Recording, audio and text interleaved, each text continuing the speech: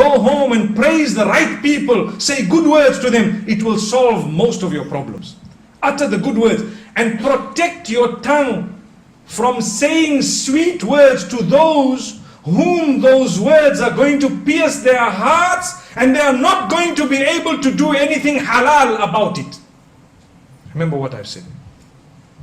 What's the point of going to someone whom you know already that you've already got your quota of 4 wives, mashallah. So you're sitting and you're happy. And you go to someone else and you tell them, oh, I love you, you're so beautiful, you're so nice. And oh, wow, nobody's told me that before. Wow, so lovely and so on.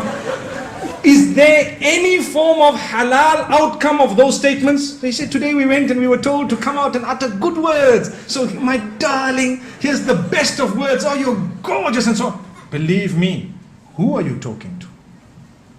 If you are uttering those beautiful words to a person whom they will be processed through in a way that they will want to do something about it which will never be halal, in that case we are sinning. Remember that. Like the man, they say the one man, and this is also a story that I've heard very recently. His wife tells him, listen, you know what, you have to tell me, you have to swear that you're going to be honest with me. He says, okay, I'm honest. Describe your love for me. So the man says, he thinks for a moment and he says, you know what? You are like my SIM card, I'm like the phone, you know.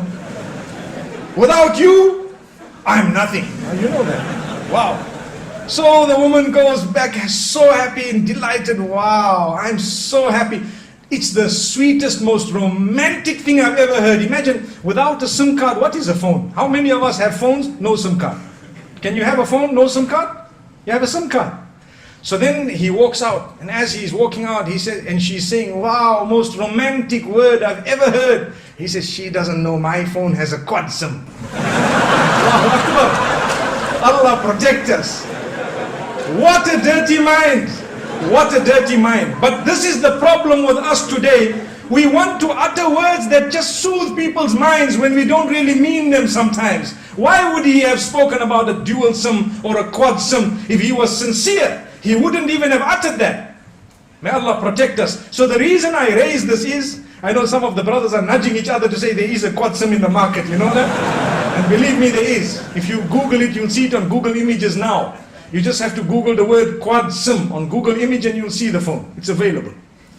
But that does not make the relationship any better. We need to know that when you say beautiful words, you need to make sure that you are uttering them to the right person.